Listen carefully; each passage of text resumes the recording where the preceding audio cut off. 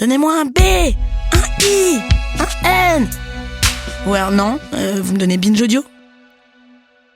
L'égalité réelle, c'est essentiel pour ne pas transmettre aussi la matrophobie. C'est pas que ce qu'on dit, c'est aussi ce que les enfants voient, quoi. Autour de moi, beaucoup de femmes s'efforcent de tout faire pour ne pas ressembler à leur mère. Parce qu'elles ont été défaillantes dans leur éducation ou parce qu'elles matérialisent une aliénation patriarcale que leurs filles refusent de reconduire. Ce refus de ressembler à sa mère, c'est ce qu'on appelle la matrophobie. On en a parlé dans la première partie de mon entretien avec Chloé de Broca, autrice du docu-sonore Le mal de mère, et avec Claire Richard, autrice de l'essai Pardonner à nos mères. Dans sa série, Chloé déplie tout ce que les maltraitances de sa mère ont laissé comme traces. Et du côté de Claire, il ne s'agissait pas de violences aussi graves, mais elle a vite compris que sa mère n'avait rien à voir avec le mythe de la mère parfaite, qu'on nous rabâche à tour de bras et qui l'a fait sentir si seule pendant des années. Ce numéro de Dr Love, je l'ai imaginé tout spécialement pour celles à qui la fête des mères fout chaque année un gros cafard. Mais sachez que ce cafard n'est pas une fatalité. Dans le deuxième volet de cet épisode, que vous allez écouter maintenant, mes invités vont dessiner des pistes, des horizons désirables pour sortir de la nécrose des liens mère-fille un peu heurtés, des pistes pour pardonner, ou à l'inverse pour parvenir à rompre les liens, mais aussi des propositions pour aménager quelque chose d'autre, pourquoi pas, un entre-deux. Chloé de Broca et Claire Richard vont aussi raconter comment leur propre maternité a bouleversé leur rapport à leur mère et tout ce qu'elles ont mis en place dans leur vie pour redéfinir l'amour maternel, dans des termes qui ne soient synonymes ni de sacrifice, ni de rivalité. Je m'appelle Naomi Titi, bienvenue dans Dr Love.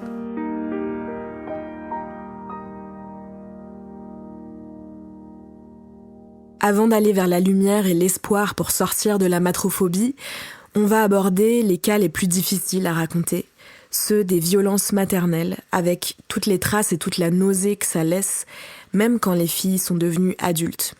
Pour en parler, j'ai fait écouter à Claire et Chloé un témoignage bouleversant, celui de Stéphanie, une jeune femme de 29 ans née à Madagascar qui habite en France depuis 2022. Alors officiellement, je suis venue pour reprendre mes études. Officieusement, je suis venue pour m'éloigner de ma mère et pour sauver ce qui restait de moi. J'ai grandi dans une famille où la violence était normale, physique, psychologique. Ma mère elle-même, victime de son père adoptif, a reproduit ce schéma sur nous. Donc on est 3 frères et sœurs et moi j'étais la dernière. Et je subissais également les colères de ma mère, les chantages affectifs, les punitions absurdes. Un an de trop en fait, ou une dispute avec mon père, où je n'avais pas pris le parti de ma mère. Elle pouvait ne plus m'adresser la parole pendant 48 heures, ou pire, elle m'interdisait de manger, elle me faisait plus à manger, ou me frappait. À 13 ans, j'ai été violée. Et au procès, ma mère m'a dit « De toute façon, c'est de ta faute, tu l'as voulu ». Et elle n'a jamais cru mon histoire, comme si mon corps, en fait, ne comptait pas pour elle. Et aujourd'hui, je lui en veux encore pour ça. Mais pas seulement pour ça, mais en fait pour tout. Et puis, il y a cette question qui me hante tout le temps. Est-ce que je serai une bonne mère un jour si j'ai envie d'avoir des enfants? Est-ce que je saurais aimer sans blesser, sans reproduire, en fait, et mettre fin à ce cycle de violence que ma mère m'a fait subir? Parce que je ne veux pas être comme elle. Je veux pas transmettre cette peur qu'elle m'a donnée sans le vouloir. Cette peur de tout, de vivre, d'aimer, de lâcher prise et de me faire confiance. Aujourd'hui, à 29 ans, je n'ose toujours pas monter à vélo parce qu'elle a refusé de me l'apprendre. Elle m'a toujours répété que j'étais nulle, j'étais une traînée et je suis légère et que je suis pas du tout intelligente. Et pendant des années, j'ai cru que c'était vrai. Et c'est peut-être ça le pire, c'est que ça fait 5 ans que je l'ai pas vue. 5 ans, en fait, que je respire, que j'essaie de me reconstruire, que j'essaie de penser l'enfant blessé en moi avec plein de thérapies, avec ma psy et tout. Mais ça ne guérit pas tout parce qu'elle arrive quand même à me gratter de l'argent tous les mois. Donc je lui envoie de l'argent tous les mois. Mais en fait, je le veux pas. Et parfois, je me demande ce que je lui dirais en fait si je la revoyais. Mais en fait, je lui ai pas pardonné. Je ne sais pas si je le ferai un jour, mais je sais juste une chose, que je veux plus être sa victime. Je veux être libre, libérée d'elle, de mes peurs, de mes doutes et de choisir la vie que je veux. Bon, c'est une histoire très difficile à écouter et encore j'ai dû couper beaucoup de passages de description de violence. Bon, déjà parce qu'on a beaucoup de témoignages à écouter, mais aussi parce que j'avoue qu'instinctivement je me suis dit que c'était vraiment très dur, quoi. Mais ça, c'est un choix qui se discute parce que toi, Chloé, dans ton podcast, tu décris certaines violences que ta mère t'a infligées quand tu étais petite et aussi les violences que d'autres femmes que tu interviews ont subies. J'imagine que ce choix-là de les décrire, ça fait l'objet de toute une réflexion. Pourquoi c'est important, selon toi, de nous faire entendre la réalité de ces violences ? C'était très émouvant, pour moi de l'écouter. Je me rends compte que j'avais pas tout entendu et que je me rends compte aussi que depuis le début qu'on se discute, je crois que je réponds de ce prisme-là aussi. Par moments, j'écoutais Claire et je me disais « Ah là là, tu manques un peu d'indulgence et tout », et qu'on me reproche parfois de pas assez questionner la question du patriarcat dans tout ça. Mais c'est vrai que là, quand j'entends, moi, je parle de ce prisme-là, où il y a eu un abus d'autorité, il y a eu ça. Donc, du coup, je me pardonne d'être un peu dure. Je pense que c'est important de dire les violences parce qu'elles sont invisibles. Encore une fois, on en revient sur cette chose du tabou, de l'indicible, et que c'est un peu obscur quand on parle de violence ordinaire. Parce qu'en plus de ça, les coups physiques sont pas forcément les pires. Enfin, c'est beaucoup de ça qui revient. On a besoin de savoir si c'était vraiment fréquent, si c'était de la torture.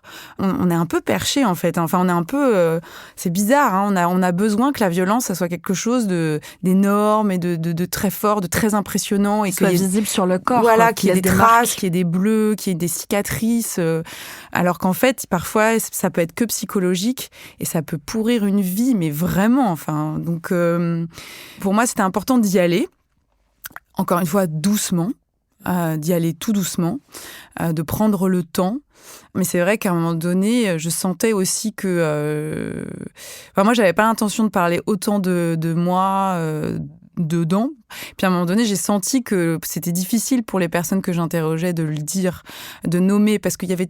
Encore une fois, c'est tellement plein de contradictions et de paradoxes et de compréhension. Et voilà, et de l'enfant qui se place pas en tant qu'enfant, mais en tant que responsable de ce qui se passe. Et donc, du coup, passe son temps à chercher les circonstances atténuantes, à se responsabiliser, à comprendre, à décortiquer, etc. Donc, c'était important de dire c'est quoi la violence, et donc de décrire des faits de violence physique et psychologique. Et aussi parce qu'on est dans tout un truc en ce moment d'époque où justement ces femmes, parfois qui ont été victimes, ont peur d'être violentes à leur tour, alors qu'en fait on est juste sur des femmes qui font de leur mieux dans leur quotidien et qui parfois ça éclate parce qu'en fait elles ont beaucoup sur les épaules, encore une fois, que les choses sont pas encore vraiment à l'équilibre, bien qu'elles aient mis en place un tas de choses. Et donc du coup s'interrogent et se disent mais je suis trop violente, je crie trop fort, etc. Donc c'était important pour dire ok, il faut qu'on dise c'est quoi la violence, il faut qu'on dise c'est quoi la violence qui fait du mal à long terme, et que évidemment on continue de se réinterroger, de faire attention à est-ce que je dépasse pas les bornes, est-ce que c'est légitime de ma part, est-ce que le cadre il est... Pour toutes ces raisons-là, c'était important de dire. Et il y a ce truc marquant qu'elle dit, bon, il y a plein de choses très marquantes, mais que j'ai aussi entendu dans ta série sur le vélo. Et j'ai trouvé ça étonnant, en fait, cette trace du vélo comme marque que la mère n'a pas voulu qu'on puisse vraiment s'émanciper. Bah oui, c'est témoignage de Marie. C'est marrant parce que c'était une anecdote qui était superbe et en même temps je savais pas trop quoi en faire. Et puis tout simplement dans la série, j'ai été amenée à apprendre à ma fille à faire du vélo. Et toute cette question d'équilibre, de se lancer, et en fait, en tout cas, le témoignage de Marie était intéressant, c'est que sa mère l'empêchait l'empêchait de plein de choses, lui transmettait une peur, il fallait descendre les escaliers sur les fesses, du coup, elle était dans une peur constante. Et donc, du coup, de monter sur un vélo et de prendre son envol et son indépendance, sa mère l'en empêchait, en fait. Du coup, on en revient à c'est quoi l'amour, parce que c'est tellement difficile, ce juste équilibre quand on est mère, c'est-à-dire que on doit embrasser, allaiter, câliner, prendre dans nos bras, puis tout d'un coup, dès qu'on le fait trop longtemps, ça devient incestuel. Enfin, c'est très très difficile. C'est quoi l'amour maternel ? Et c'est vrai que l'amour maternel, il se situe à cet endroit-là, en fait, à savoir quand c'est le bon moment ou pas, et du coup d'apprendre à son enfant à se casser la gueule et savoir se redresser, mais pas encaisser les coups pour autant. Enfin voilà, donc ce juste équilibre. Ouais.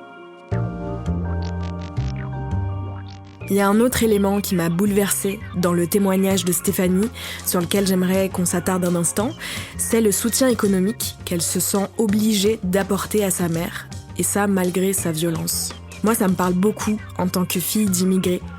Dans les familles comme la mienne, les enfants sont responsabilisés très jeunes par leurs parents, surtout les aînés. Pour envoyer de l'argent à la famille restée dans le pays d'origine, comme Stéphanie, pour s'improviser interprète quand les parents ne parlent pas français, ou pour s'occuper des plus jeunes enfants quand les parents sont loin ou qu'ils ont des métiers très pénibles aux horaires impossibles. Cette charge mentale que portent les enfants, on peut appeler ça de la parentification. Mais pour tout vous dire, je pense que si on approche ce phénomène uniquement par cette notion-là, on s'enferme dans un point de vue très occidental de la famille. Je m'explique. En psychologie sociale, on distingue 2 grands types de sociétés. D'un côté, les sociétés individualistes, plutôt centrées sur l'épanouissement de l'individu, comme la France, les États-Unis ou les pays scandinaves par exemple. De l'autre côté, il y a les sociétés collectivistes, celles de nombreux pays anciennement colonisés, en Afrique ou en Asie par exemple. Dans ce modèle-là, c'est le collectif et les liens du sang surtout qui sont les plus importants, voire même sacralisés. Alors ça va de soi d'envoyer de l'argent tous les mois à sa famille, quel que soit l'état de ses finances, quelle que soit la qualité de la relation aussi. Tandis que dans une approche franco-française, dites-moi ce que vous en pensez dans les commentaires, mais j'ai l'intuition que c'est moins normalisé. Ça veut pas dire que ça n'existe pas, mais ça paraît moins subversif de refuser cette règle tacite. Cet écart entre 2 mondes, entre 2 styles de société, ça peut créer un tiraillement, un conflit de loyauté très fort dans le cœur et l'esprit des lignées qui sont marquées par l'exil. Des enfants de plusieurs cultures qui veulent s'épanouir dans leur pays d'arrivée, mais sans oublier d'où ils viennent. Et dans le cas de Stéphanie, ce dilemme il est décuplé par le poids de l'emprise psychologique que sa mère exerce sur elle. Pour en lire plus sur ce sujet, je vous mets quelques références dans la description. En t'écoutant, je me disais qu'il y a quand même quelque chose aussi d'important dans le fait de... qui moi m'avait beaucoup touchée quand j'avais écouté ton podcast, Chloé, dans le fait d'entendre en fait des descriptions, parce qu'il y a... Moi, c'est quelque chose que j'ai beaucoup senti quand j'ai lu les témoignages de violence aussi que j'ai reçus pour le livre, à quel point le déni sur la réalité des violences sur les enfants, il est fort. Dans la société en général, et je le sentais en moi parce que ça m'arrivait de me dire non mais elle doit exagérer un peu. Et en fait c'était ma première pensée, c'est pas après très vite je disais non, mais je trouvais ça intéressant parce que je me disais en fait ça c'est vraiment la manifestation en moi du déni sur les violences sur les enfants. En fait c'est ça derrière ce mot-là, qui est un mot qu'on lit sur les rapports et les politiques publiques et qui est important. Concrètement, c'est un adulte qui fait ça à un enfant. C'est quelque chose, je pense, qui est un tel tabou, en tout cas, qui est entouré d'un tel silence, qui permet que ça continue à se reproduire et que ce soit si fréquent. C'est très important, c'est très fort de les dire, quoi. Et ce que tu décris là, c'est un autre système de violence qui s'appelle l'adultisme. Est-ce que tu peux nous expliquer ce que c'est ?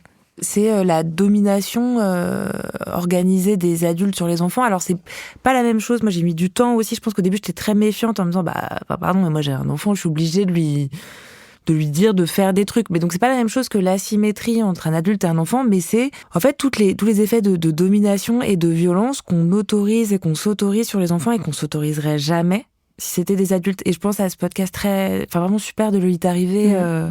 Qui c'est qui commande, ouais. Qui c'est qui commande. Et à un moment, elle dit, je trouve ça très juste, que, en fait, il y a un côté où les enfants sont le déversoir du stress de toute la société et que parfois on crie sur des enfants ou on entend crier sur des enfants d'une façon qu'on s'autoriserait jamais à faire sur, je sais pas, son boss, son collègue, sa boulangère, même ses amis. Voilà. Et donc, c'est un peu tout ça, l'adultisme. Et c'est vrai que, dans la question des violences, mais plus généralement, il y a aussi cette question de l'adultisme et de ce qu'on autorise et ce qu'on a autorisé depuis très longtemps, parce qu'on a longtemps considéré que les enfants, c'était des petits êtres rétifs à mater.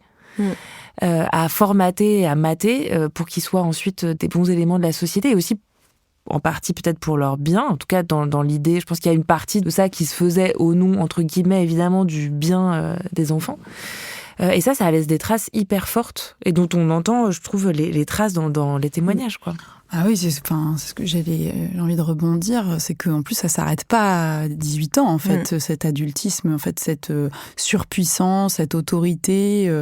Moi je le ressens encore très très très fort aujourd'hui en fait, et c'est mon grand cheval de bataille de s'affranchir et de s'émanciper de ses parents, même quand on devient adulte, même quand on prend un appartement, qu'on a des enfants. Enfin, ça ne s'arrête pas en fait. Il y a vraiment et en même temps quelque chose de complètement paradoxal, que c'est une inversion des responsabilités, de la culpabilité, typiquement. C'est-à-dire que cette femme se sent obligée d'envoyer de l'argent à ses parents, et en même temps, en envoyant de l'argent à ses parents, elle prend le rôle du parent, en fait, en faisant ça. Elle est parentifiée, on pourrait dire. Voilà, elle est parentifiée. Donc, c'est très troublant, tout ça, en fait, parce qu'il y a vraiment un abus d'autorité, voilà, à tous les endroits, c'est-à-dire qu'on est adulte quand ça nous arrange, on est enfant quand ça nous arrange aussi.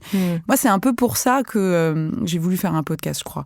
Parce qu'en plus, ma grand-mère maternelle est dépendante à l'autre bout de la France. Elle veut pas appeler sa fille, ma propre mère, pour s'occuper d'elle, alors que c'est censé être elle. Et donc, je suis très en colère d'avoir à m'occuper de ça. J'ai pas du tout la relation tendre, dingue avec ma grand-mère. Et donc, je me retrouve dans des situations à devoir abandonner ma famille, c'est un bien grand mot, hein, mais en tout cas pour aller m'occuper de ma grand-mère, pour des raisons que je ne connais pas. Enfin, je ne comprends pas pourquoi c'est à moi de m'occuper de ça. Et du coup, je me suis dit à un moment donné, j'ai plus envie d'être la victime de cette situation, j'ai pas envie d'être la sauveuse de cette lignée pourrie, quoi. J'ai pas envie non plus d'être le bourreau qui va foutre la merde partout. Donc dans ce triangle infernal, qu'est-ce que je fais ? Donc je me suis dit, je vais en faire un podcast. Et tant pis pour elle si je dis du mal d'elle et que j'en abuse, mais à un moment donné, il y en a marre, quoi. Et donc j'ai l'impression que se sortir de ce truc-là où on sait pas si on est enfant, sauveur, bourreau, victime du truc, c'est la création, c'est la fabrication, c'est réinventer. Donc ça passe par l'écriture, ça passe par se recréer une famille, ça passe par tout ça, mais ça passe par recréer, quoi. Et aussi, même sans aller forcément jusqu'à la création, rien que le fait d'ouvrir ce dialogue, je pense que vos travaux à vous deux, en fait, ça permet d'ouvrir ce dialogue. Nous, ça nous a poussé à faire un appel à témoignages où, en fait, on a reçu une vingtaine de témoignages à peu près, que c'est des choses qui sont pas racontées souvent, qui a vraiment un besoin. Stéphanie, à la fin de son témoignage qu'on a coupé, elle nous remerciait, en fait, de traiter ce sujet-là, parce que c'est des choses qui sont difficiles à dire, et le fait de déjà ouvrir la discussion, c'est une première étape. Dans Pardonner à nos mères, Claire Richard évoque aussi le cas de ce qu'elle appelle les mères mal protégeantes, c'est-à-dire celles qui ne protègent pas leurs filles de la violence des hommes de la famille, que ce soit par déni, par inaction, ou parce qu'elles sont elles-mêmes engluées dans l'emprise. Claire évoque le travail de la brillante anthropologue Dorothée Ducy, qui s'est notamment penchée sur la place qu'occupent les mères dans les familles où le système inceste, comme elle dit, organise le silence et isole les victimes. Si elles se rendent bien moins coupables d'inceste, statistiquement, par rapport aux pères, aux frères, aux grands-pères ou aux cousins, peu de mères parviennent à rompre le silence sur ce que vivent leurs enfants quand elles en sont témoins. Dorothée Ducy précise que pour pouvoir dénoncer l'inceste, il faut tout un ensemble de ressources financières, psychologiques, morales. Il faut être très armé, en fait. Et quand elles le sont, quand elles parviennent à dénoncer ces violences, quand elles prennent le parti de leur enfant, eh bien le coût social et même légal est exorbitant. À ce sujet, je vous recommande d'écouter la série Mère en cavale, écrite par Romane Brizard pour le podcast Passage pour Louis Média. Bon, tout ça, j'avoue que ça me terrasse, mais tout n'est pas perdu. Si vous avez été victime de maltraitance enfant, vous n'êtes pas condamné à trimballer vos traumas partout avec vous. Bien sûr, il y a la thérapie, plus particulièrement l'EMDR, qui est une psychothérapie conçue spécifiquement pour surmonter le stress post-traumatique induit par des maltraitances par exemple. Dans certains cas de figure, ces séances peuvent même être remboursées. Et sinon, vous pouvez appeler le 119, le numéro national d'urgence pour les enfants en danger, ou contacter l'association L'Enfant Bleu, qui prend en charge à la fois les enfants victimes de maltraitance, les adultes qui ont été victimes dans leur enfance, mais aussi les témoins. Là encore, on vous met toutes les références dans la description.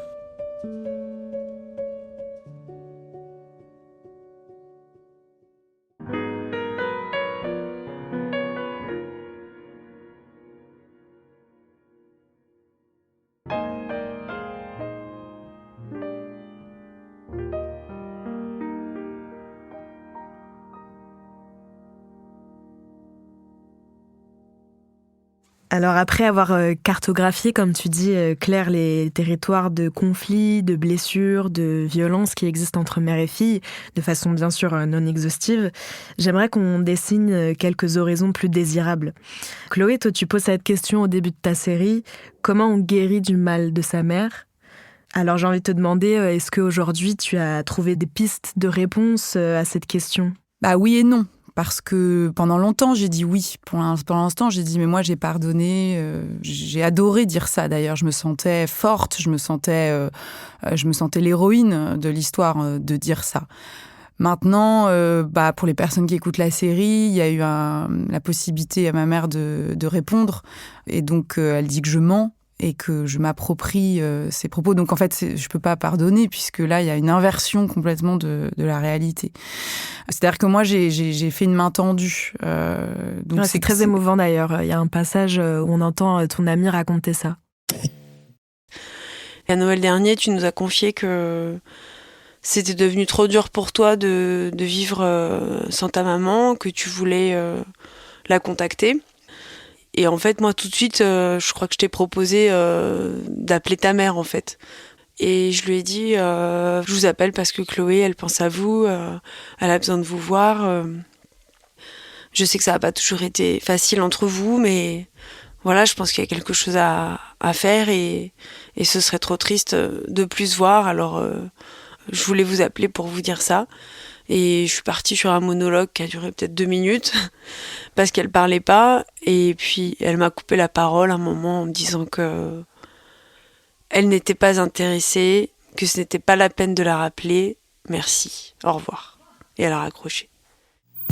Alors après, avec des maladresses, dans une relation tellement complexe et compliquée sur du très long terme, avec des histoires en plus, que moi, je parle très très peu de mon père, parce que c'était important pour moi de rester concentrée sur la mère, figure maternelle, et de pas aller là-dedans, parce que j'aurais ouvert un énorme chapitre. Voilà, c'est une relation tellement compliquée sur un tellement long terme, avec tellement de tenants, d'aboutissants, de faits, de mots dits ou pas dits, etc. Donc non, là, je pardonne pas. Je pardonne pas parce qu'en plus de ça, le jour où elle va avoir besoin de moi pour de vrai, je serai là. Donc c'est même pas une question de faire une fausse promesse, c'est que c'est comme ça et que je me désengagerai pas de cette chose-là. Donc je pardonne pas aujourd'hui de dire que je mens. Maintenant je comprends. Enfin voilà, je comprends et j'aime. Donc j'aime d'amour, j'aime ma mère, donc voilà, donc c'est pour ça que c'est toujours très très très complexe. Donc est-ce qu'on guérit du mal de sa mère ? Oui, j'en guéris parce que ma douleur première, c'était la grande culpabilité. Je culpabilisais qu'elle soit pas dans ma vie, ni celle de mes enfants. Je culpabilisais de pas réussir à sauver tout ça. Et là, je crois que j'ai vraiment fait de mon mieux. Et donc, je pense qu'il y a guéri. Et que maintenant, avec mes enfants, il y a des choses qui sont en train d'aller mieux quand même. Et tu as choisi donc de rompre les liens avec ta mère. Et ça, pourquoi c'était la solution pour toi ?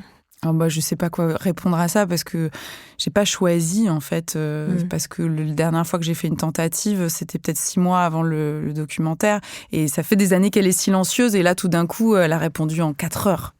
Donc du coup je sais pas si elle est rompue la relation puisque Et t'as pas de lien avec elle directement quoi. Ah non pas du tout non pas du tout mais parce que je protège mes enfants aussi c'est important c'est tellement compliqué donc voilà je protège mes enfants j'ai pas de lien. Il y a un livre que j'aime beaucoup qui s'appelle La sauvagerie maternelle de Anne Dufourmontel. C'est la maman de Clara Isé, la chanteuse. Ouais. Et cette femme, Anne Dufourmontel, elle est décédée en allant sauver un enfant dans la mer. Elle est morte noyée dans la mer. Alors moi, ça... Bon. Et elle a écrit ce livre, La sauvagerie maternelle, qui est pour moi illisible. Elle fait appel à tellement de mots, de la chair, du corps, de la boue, de l'argile, de la craie, du sang, de la matière et tout. C'est incompréhensible et en même temps, ça répond à tout. Je suis incapable de répondre là parce que c'est trop... C'est fait de toutes ces choses très noueuses et nouées, quoi. Claire, toi, dans ton livre, tu laisses une grande place aux femmes qui ont décidé de rompre le lien avec leur mère. Est-ce que c'était pour déculpabiliser, justement, tes lectrices ? Oui, tout à fait. L'idée, effectivement, malgré le titre, c'était vraiment pas du tout de produire une injonction au pardon, parce que moi, je le pense pas à titre personnel, et puis en plus, je suis vraiment... j'ai aucun titre à donner des conseils ou à conseiller quoi que ce soit. Par contre, je trouvais hyper intéressant et hyper beau aussi de faire entendre les récits un peu de transformation des relations que des femmes avaient partagées avec moi. Et effectivement, il y avait un peu 3 grandes voix qui se dégageaient, celles qui avaient rompu les liens, celles qui avaient pardonné, celles qui avaient aménagé quelque chose. Et du coup, ça m'a semblé hyper évident et hyper important de mettre en premier celles qui avaient rompu les liens pour que ça apparaisse, je sais pas, d'emblée comme une option hyper possible d'être tranquillisée par ces récits. Je les ai un peu mis en page comme des poèmes parce que je trouvais que c'était des phrases qui étaient belles et qui étaient importantes. Et je me disais, si moi, c'était quelque chose qui me traversait, cette envie-là de rompre les liens avec ma mère. Enfin, ça a été le cas, mais je l'ai fait, mais pendant des périodes assez courtes, au final. Les femmes qui disent qu'elles ont rompu les liens, dans les témoignages, c'est des femmes qui, souvent, ont subi des violences quand même graves. Et un autre point qui revient, c'est que, comme tu dis, Chloé, en fait, les mères ne reconnaissent rien du tout. Elles n'ont pas demandé pardon, non, en fait. Et souvent aussi, elles sont dans le déni total de ce qui s'est passé. Et donc, il y en a qui disent il existe de l'impardonnable. Je trouve ça hyper fort comme terme et très important aussi. Justement, pareil, une société, on est beaucoup dans l'injonction au pardon, la résilience, la réparation, retisser, tout ça. C'est super, mais il y a aussi des choses qui sont impardonnables. Et je trouvais ça important de le faire entendre. Et je trouvais ça aussi important qu'elles nous disent, certaines, pas toutes, parce qu'il y en a qui disent c'est encore douloureux, je suis pas certaine que je tiendrai cette ligne toute ma vie, mais il y en a aussi d'autres qui écrivent et ça va bien. Et je suis apaisée et je suis sereine et c'est ça qui compte. Et je trouvais que c'était important parce qu'une fois de plus, même si on entend de plus en plus des récits de gens qui s'autorisent à couper les liens avec leurs parents, ça reste quand même un acte hyper transgressif dans une société hyper familialiste. J'ai l'impression qu'il y a autant de solutions que d'histoires individuelles et collectives. En tout cas, moi, ce qui m'a beaucoup touchée, c'est que Claire et moi, on a fini sur la même chose. C'est-à-dire que le dernier chapitre s'appelle Horizon. Moi, c'est la dernière chose que je dis, c'est qu'il faut regarder l'horizon et pédaler très vite. Donc, du coup, je crois que la conclusion à tirer de ça, c'est vraiment de regarder vers l'avant et après de faire ses propres choix par rapport à ça. Qu'est-ce qui vous retient en arrière? Qu'est-ce qui retient d'aller vers l'horizon? Est-ce qu'il faut couper ça? Ou est-ce que ça ne m'empêche pas de regarder vers l'horizon? Enfin, et à partir de là, faire ses propres choix, quoi.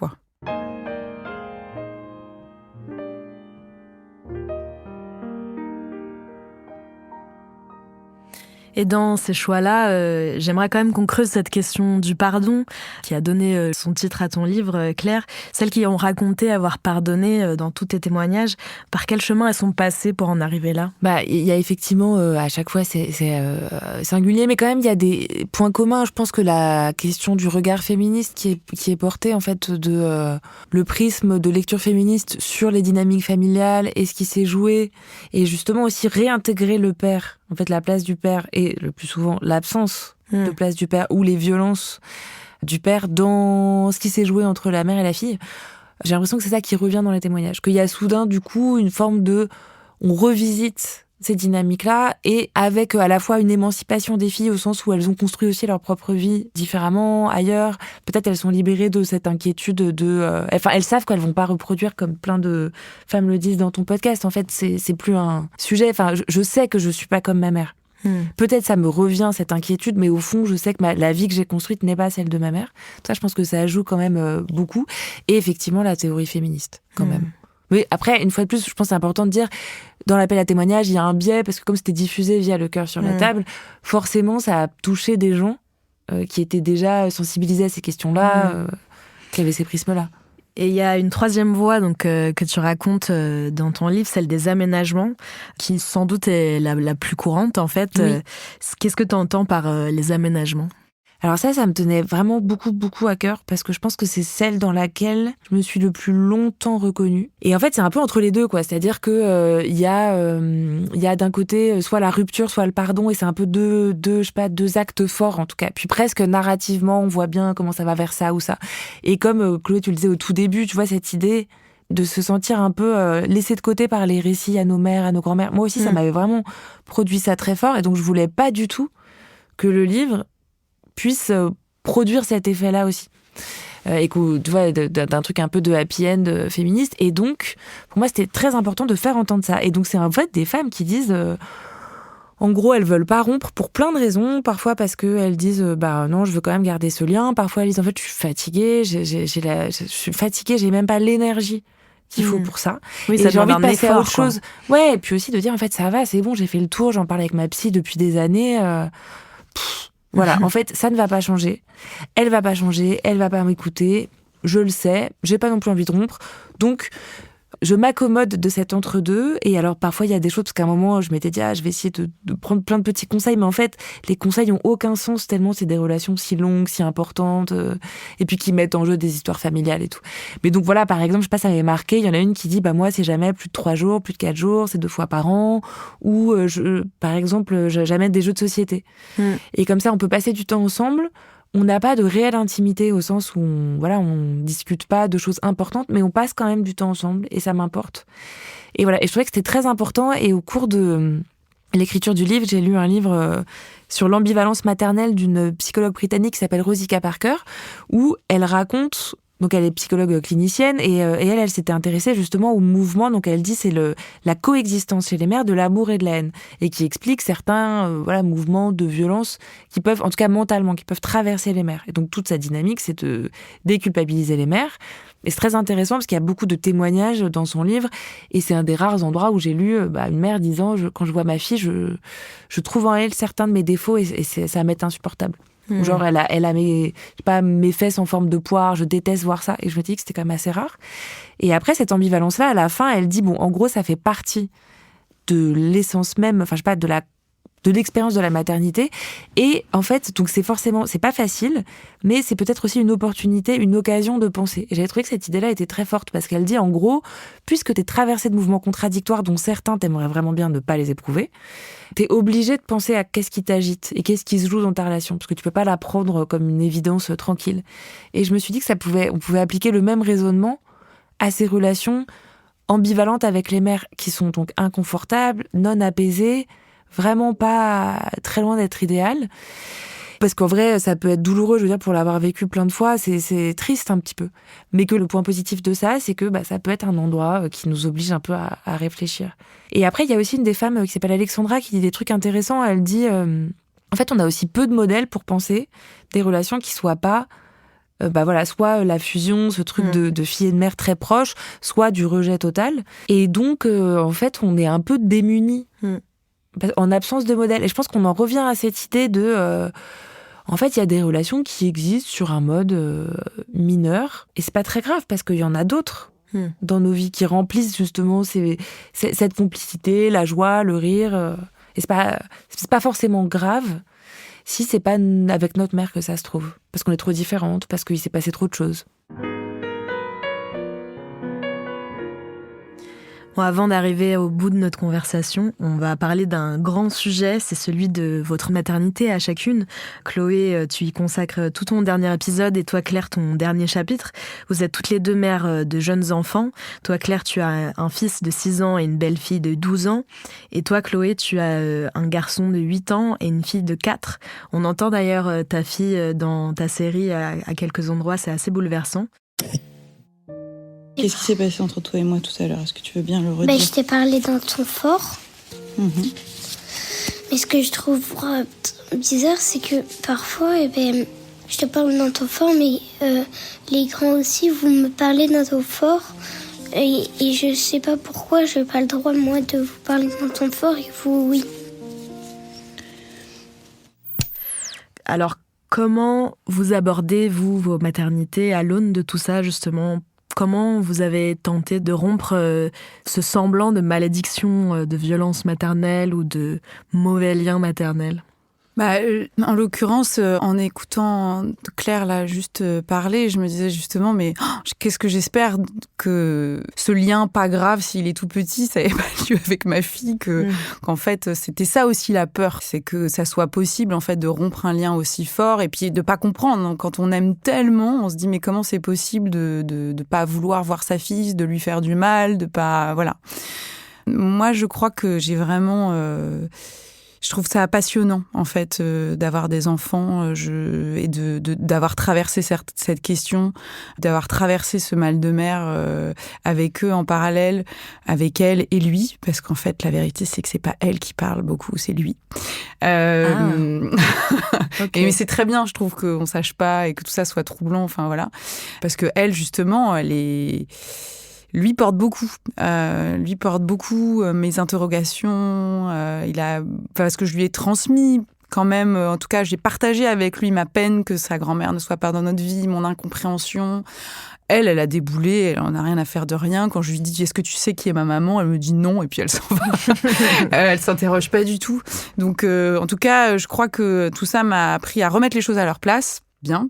La grand-mère est à cet endroit-là, je suis à cet endroit-là, mes enfants sont à cet endroit-là, et voilà, et de les regarder. Enfin voilà, regarder et écouter. Moi, c'est ce que je dis beaucoup là depuis, c'est vraiment, et je m'en veux quand j'ai la tête ailleurs, etc. C'est vrai que nos vies sont tellement chargées, mais ils parlent beaucoup et tout est là en fait. Donc voilà, moi je suis hyper heureuse là depuis quelque temps d'être la mère de ces enfants, avec évidemment toute la complexité que ça a d'être mère de 2 enfants, hein, évidemment, et d'avoir un job qu'on aime et des angoisses et des nuits difficiles. Mais justement, sur ce côté, pour éviter le côté déversoir émotionnel qui peut ressurgir sur les enfants, ça m'a touchée d'entendre dans ta série Sandra qui dit qu'à un moment, elle a eu une colère auprès de ses enfants parce qu'elle était stressée de sa journée. Et elle dit un truc qui, je pense, est fondamental, c'est qu'elle s'est excusée. Ouais. Et ça, en fait, peut-être c'est un des trucs concrets à mettre en place, justement. Bien sûr que ça arrive à tous les parents d'être injuste et de crier alors qu'il n'y a pas besoin, ou même de crier tout court, parce qu'on ne devrait pas crier sur les enfants. Et en fait, juste ça fait la différence, je pense, de s'excuser auprès des enfants quand on perd un peu son sang-froid. Toi, Claire, est-ce que tu as mis d'autres choses en place concrètes pour justement traverser cette blessure de fille et ne pas la reprojeter sur tes enfants? Moi, déjà, j'ai eu un fils. Et donc, ça m'a... Je sais pas comment dire. En fait, je pensais que ça m'était égal et je me suis aperçue à l'échographie qu'en fait, j'ai été hyper soulagée d'avoir un garçon. Et je crois que ça reste encore parce que... Enfin, comment dire ? En fait, moi, ce qui m'inquiétait beaucoup, c'était de transmettre non seulement la difficulté de la relation avec ma mère, mais aussi toute la question féministe et en fait, d'écraser ma fille avec... des interdictions. Et je le sens parfois avec ma belle-fille. C'est pas du tout des interdictions parce que j'ai pas cette place-là. Mais...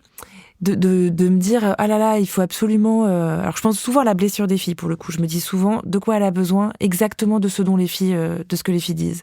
Affection, soutien, qu'on lui dise qu'on est fier d'elle, que donc voilà, ça pour moi c'est ça le basique. Et effectivement ça va avec s'excuser, mais à chaque fois je me dis bon, on va faire des petites erreurs, ça c'est sûr, mais tant qu'on a ça, cette checklist là, en fait ça va. Et après c'est vrai que moi ayant un fils, je trouve que c'est très je sais pas comment dire. Bon, là, il est petit, hein. S'il y a 12 ans, il a 14 ans, c'est un mascu, ça va être terrible. Mais je fais tout pour que ça n'arrive pas. Et justement, je me disais ce week-end, parce qu'on était à une fête, il avait des paillettes et tout. Et je lui expliquais comment se démaquiller. Et je me disais que c'était génial de pouvoir transmettre ces gestes-là à un garçon sans arrière-pensée, sans me dire j'espère que je suis pas en train de lui transmettre en même temps un rapport tout fucké au maquillage. Donc ça, je trouve ça très joyeux, mais ça, bon, c'est le hasard, quoi, tu vois, qui fait ça. Et l'autre chose que j'avais pas anticipée, c'est qu'en fait, je crois que moi, ma relation à ma mère, parce que là, je l'ai dépeinte sous un jour assez triste, mais c'est plus tout à fait ça maintenant. Alors pendant la grossesse, ça a été vraiment pas cool. Mais après, en fait, elle a pris une place de grand-mère et qui lui ressemble assez, je trouve qu'elle est très respectueuse avec mon fils, je trouve qu'ils ont une chouette relation et ça répare un truc. Et je pense qu'elle le sait aussi, on l'a jamais dit aussi explicitement et on le dira probablement jamais explicitement, mais il y a quelque chose... déjà, en fait, très concrètement, ça nous soulage énormément. Elle est vraiment présente. Elle s'arrange pour venir le garder quand on lui demande. Et elle fait plein de trucs avec lui. Elle l'emmène au musée, elle l'emmène, je sais pas, faire des ateliers. Et en fait, tout ça, d'une façon que j'avais pas du tout anticipée, parce que je m'étais jamais projetée dans elle, grand-mère ou quoi, vraiment pas du tout. Et puis je l'ai pas du tout sollicitée comme ma maman pendant la grossesse. Enfin, c'était pas ça qui se jouait, quoi. En fait, c'est surtout ça qui a déplacé. Et après, effectivement, avec ma belle-fille, je pense beaucoup à la question de l'égalité réelle entre son père et moi. Après, de fait, moi, je l'ai rencontré, il avait déjà une petite fille. Et je pense que je voyais comment il s'occupait d'elle et je trouvais ça très bien. Et je pense que j'ai aussi fait un enfant avec lui parce que je voyais que c'était un très bon père. Et à la limite, c'est plus ça, moi, où je me dis, ce qui compte, c'est certes ce qu'on lui dit, mais ce qu'elle voit. On a déjà quelque chose que je trouve assez égalitaire, mais il y a des moments où, tu vois, par exemple, moi, je sais pas conduire et je sais pas bricoler. Genre, pas du tout. Il s'avère que mon mec est ébéniste. Tu vois, donc il bricole vraiment hyper bien. Donc parfois, ça ressurgit ce truc de merde, qu'est-ce qu'elle va choper de tout ça ? Voilà, donc j'ai l'impression que c'est ça, et c'est pour ça aussi, ça c'est pour les pères. En fait, l'égalité réelle, c'est essentiel pour ne pas transmettre aussi la matrophobie. C'est pas que ce qu'on dit, c'est aussi ce que les enfants voient, quoi. Mais bon, après, je suis assez en paix, je suis née dans les années 80. Donc à un moment, forcément, ma déconstruction est pas totale. J'ai des angles morts, c'est pas très grave. Ouais, mais je trouve ça intéressant de dire que l'égalité des parents peut aider à ce que les liens avec les enfants soient plus apaisés. Mais moi, j'en suis certaine. Je pense que c'est la clé. Et je pense que c'est là, de toute façon, et c'est ça que parfois où je me dis, mais est-ce que la famille nucléaire telle qu'elle a été... En fait, elle n'a jamais été pensée pour être égalitaire. Elle n'a pas été conçue comme ça, quoi. Donc, ça pose parfois, je me demande si elle est compatible avec l'égalité réelle et le travail de deux personnes, en fait, vu qu'elle n'était pas pensée comme ça. Mais je suis sûre que c'est central. Et par ailleurs, une autre chose dont je suis certaine, c'est que quand même, pour les gens qui s'intéressent à ça, et donc j'imagine les auditrices et les auditeurs, en fait, on a des outils aussi pour éduquer nos enfants que nos parents n'avaient pas, quand même. Justement, l'idée que on s'excuse, que parfois on pète les plombs, mais qu'on peut demander pardon, qu'on explique plus de choses. J'ai l'impression qu'à milieu social égal et pas tant milieu social, mais plutôt à gens qui s'intéressent à ça, on a plus d'outils qu'il y a 20 ans. Et donc je pense qu'on reproduira moins d'erreurs. Je dis pas qu'on n'en fera pas, mais je pense qu'on a plus d'outils pour en faire moins. Merci beaucoup à toutes les deux. Merci beaucoup. Naomi. C'est la fin de ce 4e entretien de Dr Love, l'émission où je réponds à vos problèmes de love avec mes invités. Cette fois-ci, c'était avec Chloé de Broca et Claire Richard. Si on avait pu, on aurait poursuivi cet échange 3 heures de plus. Alors pour aller plus loin, je vous encourage vraiment à écouter Le Mal de Mer, la série de Chloé dont vous avez entendu quelques extraits. La très belle réalisation est signée Anna Bui et les 3 épisodes sont à écouter dans le podcast Émotion, produit par Louis Média. Je vous encourage aussi vraiment à lire le très foisonnant et très émouvant livre de Claire Richard, Pardonner à nos mères, paru aux éditions Le Duc dans la collection Les Renversantes que l'éditrice Karine Lanini a créée avec Victoire Tuaillon, la créatrice du Cœur sur la table. Il y a aussi d'autres œuvres qui émergent sur le sujet qu'on vous mettra dans la description. Et j'ai moi-même envie de vous faire mes recos personnalisés en lien avec cette conversation. D'abord, pour creuser cette notion de matrophobie, lisez donc l'essai d'Adrienne Rich dont Claire Richard a parlé au début. La maternité obligatoire de l'expérience intime au poids de l'institution. Une nouvelle traduction française par Valentine Leys vient de paraître aux éditions Hors d'atteinte. Ensuite, je vous recommande le documentaire sonore Mon héroïne par Audrey Bissonnier-Chazal à écouter dans le podcast À suivre d'Arte Radio. C'est un magnifique récit où elle part sur les traces de ses parents toxicomanes qui sont morts quand elle était à peine adolescente.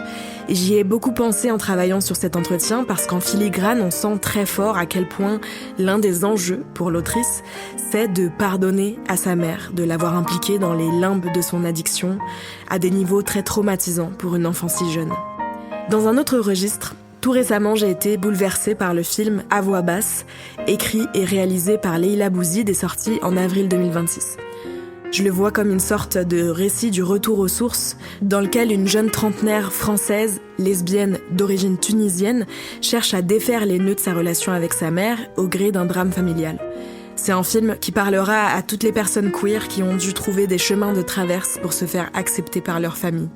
Et avant de vous laisser, j'aimerais vous donner quelques derniers conseils pour mieux traverser vos liens tumultueux avec votre mère. On ne l'a pas dit pendant l'épisode, mais ça paraît évident, trouvez-vous des alliés pour en parler. Des gens qui connaissent la complexité de ce lien et qui vous croient, des gens dont le jugement vous paraît pertinent et à qui vous faites confiance surtout.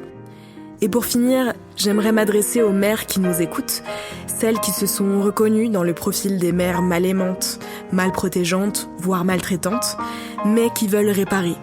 Eh bien, peut-être que vous pourriez commencer par exprimer ça à votre fille, si elle est ouverte à ce dialogue, bien sûr. Vous pouvez demander conseil aussi aux associations que j'ai citées plus tôt, pour savoir de quelle manière vous pouvez demander pardon et pour assumer la responsabilité de ces manquements. Et ensuite, peut-être que vous pourriez imaginer avec votre enfant à quoi pourrait ressembler la suite, selon ce dont elle aura besoin. C'est la fin de cet épisode. Si ça vous a plu, partagez les 2 parties autour de vous, aux autres filles blessées et aux personnes qui les soutiennent, et à vos mères aussi.